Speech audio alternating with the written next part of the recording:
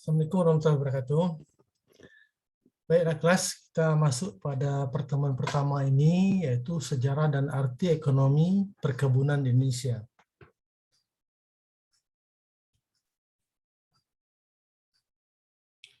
Nah, kita lihat dulu sejarah perkebunan Indonesia. Ya. Jadi perkebunan ini mempunyai sejarah yang panjang di Indonesia. Ya. Panjang sekali, dari abad ke-15, abad ke-16, ya.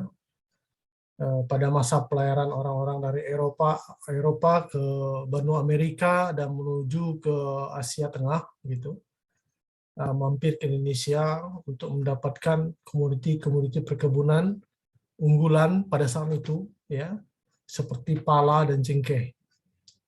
Jadi nilai strategis ekonomi perkebunan ini sebenarnya sudah lama dinikmati oleh penduduk Nusantara, ya. Jadi Nusantara, ya, pada saat itu namanya Nusantara, ya, jauh sebelum berdirinya Indonesia ini, seperti kerajaan Aceh, ya, Maluku Utara, ya, semuanya itu berperan penting dalam perdagangan rempah dengan bangsa Eropa dan bangsa Arab, ya. Nah, karena hebatnya komoditi perkebunan Indonesia ini sampai-sampai kita itu dijajah, ya. Jadi motif utama dari penjajahan dari bangsa Portugal yang pertama, ya, Portugal dan Spanyol itu adalah mereka mendapatkan komoditi rempah-rempah itu, ya. Dan komoditi ini laku keras, ya, laku keras dan punya nilai ekonomi yang tinggi di Eropa, seperti pala, cengkeh waktu itu, lada, ya. Ini sangat penting terutama pada musim dingin. Dan komoditi-komoditi ini sangat cocok sebagai bumbu dalam masakan-masakan orang-orang di Eropa itu. Jadi keberadaannya sangat penting dan menyebabkan minat untuk menjajah menjadi tinggi karena ingin menguasai komoditi tersebut. Nah, mulailah masa kolonialisme di bumi pertiwi ini. Jadi keuntungan perdagangan yang sudah dinikmati itu bagi kerajaan di Nusantara akhirnya dinikmati oleh negara-negara Eropa.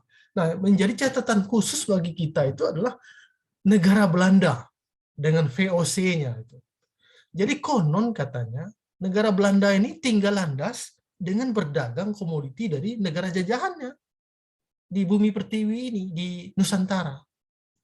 Nah, luar biasa berarti kan? Ya, bisa memajukan negara Belanda, negara yang kecil sekali, ya, tidak seberapa dibandingkan Nusantara waktu itu. Ya, namun dia menguasainya, perdagangan melalui perusahaan VOC itu. Nah, kita lihat sejarah perkebunan Indonesia ini, ya. Ada masa prakolonial, ya.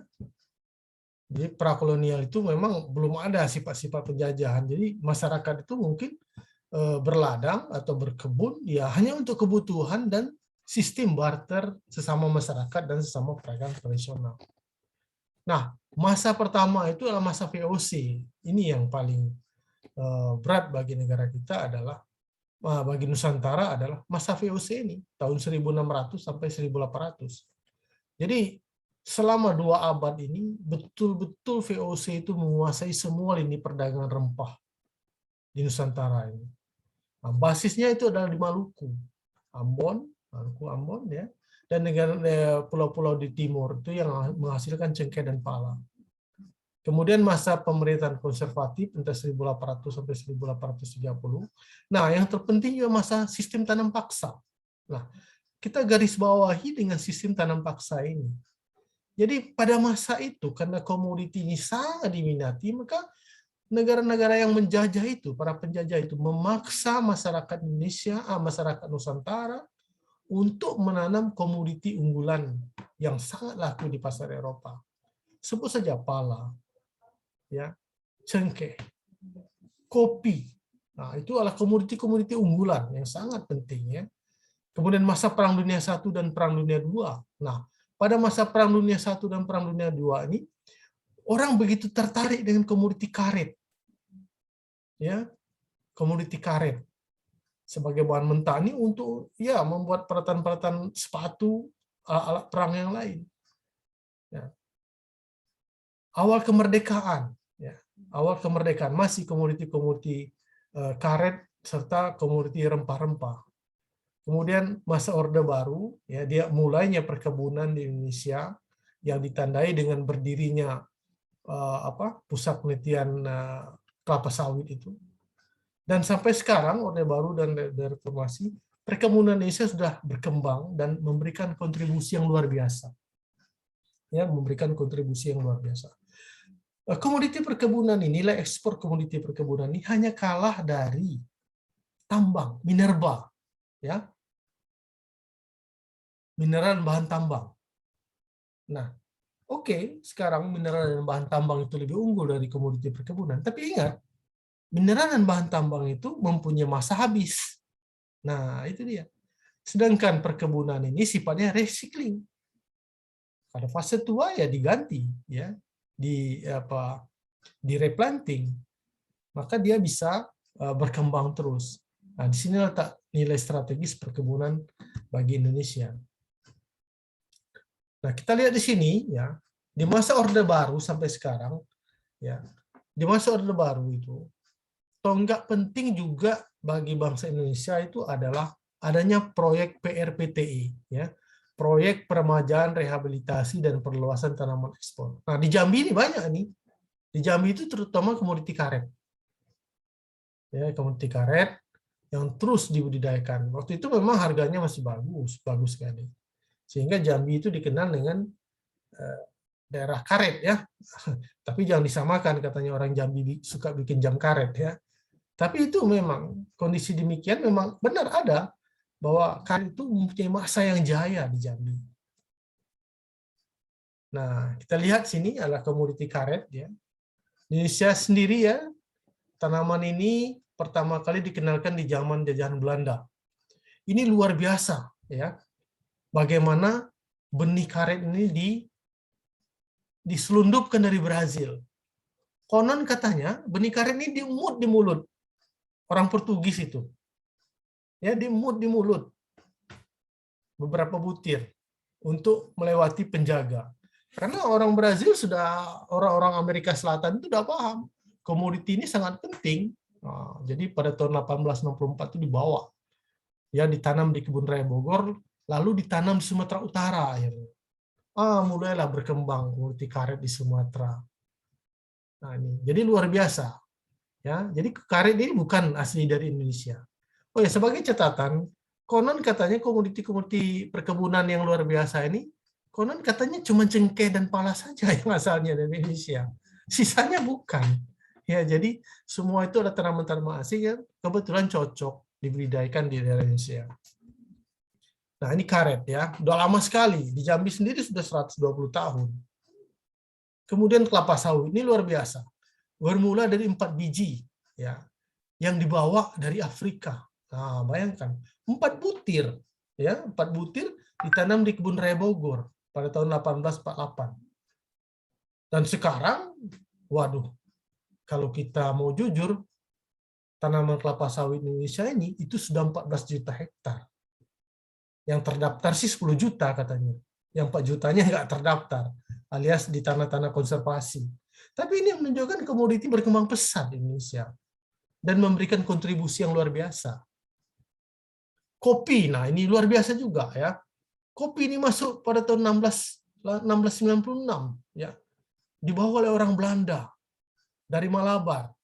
Ya, mungkin orang Belanda itu dari Afrika, dari Ethiopia ini kan, dibawa dari Malabar, India ke Jawa. Ditanam, ya, di Kadawung. Nah, kemudian terus berkembang dibawa ke Sumatera di dataran-dataran tinggi. Ya, berkembanglah kopi-kopi Arabica. Kemudian diganti dengan kopi Robusta.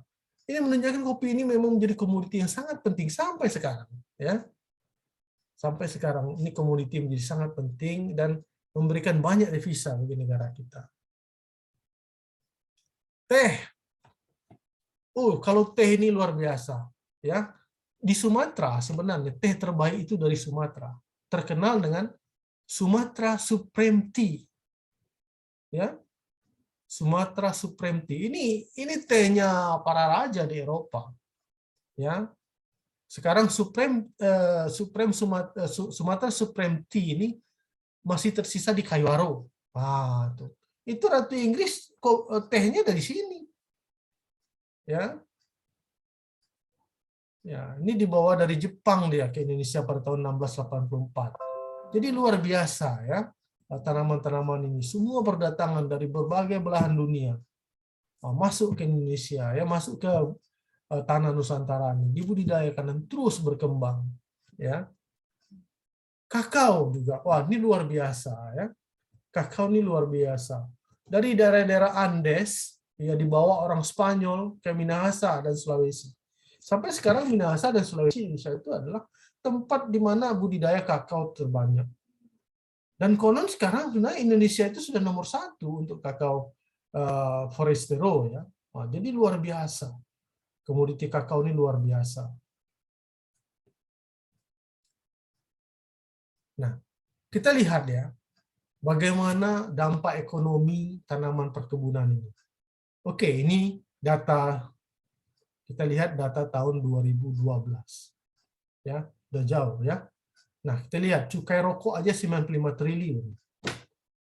Pajak ekspor mencapai 31,7 triliun. Yang masuk 24,7 triliun. Nah, sekarang dampak ekonomi dari ekspor sawit saja itu 340 triliun. Bayangkan. Untuk kelapa sawit saja 341 triliun. Jauh sekali berkembang. Itu baru kelapa sawit. Belum karet, kakao, kelapa, kopi, pinang, ya, kulit manis, pala, lada. Wah, itu yang mengatakan ya, mau tidak mau atau suka tidak suka, komoditi perkebunan ini memang luar biasa memberikan devisa bagi negara kita. Luar biasa. Ya, seperti yang Bapak katakan tadi, dia cuma kalah dari minerba. Ya. Namun minerba itu suatu saat akan habis. Nah, sedangkan tanaman bisa terus direcovery. Jadi sekarang kita ini mempunyai pangsa pasar kelapa sawit 45% di dunia ini. Ya, kita berbagi dengan Malaysia serta Thailand. Karet kita nomor 2 setelah Thailand. Kakao ya dikatakan nomor 3 setelah Pantai Gading dan Ghana. Namun banyak orang mengatakan khusus untuk forestero kita nomor 1. Pantai Gading dan Ghana ini adalah jenis Criollo. Tapi yang banyak diperdagangkan di dunia ini adalah jenis forestero. Kopi nomor 3 setelah Brazil dan Vietnam. Ya, kelapa terbesar di dunia. Kita bersaing dengan Filipina. Cuman kalau eksportirnya Filipina. Kenapa? Karena di Filipina itu kelapa itu dijualnya semua. Di kita tidak. Bulan Ramadan nggak ada orang jual ekspor kelapa ya. Orang bikin kelapa muda di negara kita ya. Nah, begitu. Kemudian orang Indonesia nih khusus orang apa? Melayu pada lemak kalau gula tidak bersantan katanya. Nah, jadi kita sebenarnya produsen kelapa nomor 1. Namun kita banyak menggunakan kelapa itu untuk kebutuhan dalam negeri. Ya. Nah, kalau Filipina dijualnya semua. Ya, mungkin orang Filipina tidak suka itu kelapa muda ya. Tidak suka dia. Tidak suka dia gulai santan, nggak ada rendang mungkin di situ. Jadi nggak ada dia pakai kelapa. Nah, adik-adik sekalian, ini adalah komoditi unggulan perkebunan. Ada 10 katanya. Kakao, kopi, karet, kelapa, lada, tebu, cengkeh, palak, teh, jamu mente malah. Nah, tak terlihat memang komoditi kelapa. Ada ya kelapa ya. Nah, tak terlihat komoditi sawit. Nah, ini unik ya. Kenapa tak terlihat komoditi sawit? Nah, ini kan masalah saing-saingan dagang. Biasalah itu. Ya. Jadi katanya nggak diminati pasar global, tapi jualannya sangat besar di dunia ya. Biasa itu. Kalau pohon tinggi memang anginnya nggak banyak. Nah, jadi dengan banyaknya komoditi yang laku di pasar global, jadi luar biasa sebenarnya peluang untuk mengembangkan pertanian, khususnya perkebunan ini. Apalagi di negara kita nih, tanah masih luas. Ya. Ya memang banyak sekali kalau dunia mengatakan, wah jangan buka hutan, jangan buka lahan lagi, ya, sayangi bumi. Betul, sekarang kita katakan, kita membuka lahan, menanami tanaman, bersinergi dengan lingkungan. Artinya kita juga melakukan ekspansi lahan, juga memperhatikan kondisi lingkungan. Nah, jadi itulah adik-adik sekalian, ya, bagaimana komoditi perkebunan ini dari sejarahnya sampai nilai ekonominya yang luar biasa bagi negara kita, sehingga memang ini patut kita syukuri dan kita lestarikan, kita terus tambah. Ya, siapa pelakunya? Ya anak-anak agro yang akan mengendalikan aset penting negara kita ini, khususnya di bidang perkebunan. Baik, demikianlah adik-adik untuk rekaman video ini. Mudah-mudahan dapat dipahami dan selanjutnya kita bisa berdiskusi melalui media-media pembelajaran lain. Terima kasih. Assalamualaikum warahmatullahi wabarakatuh.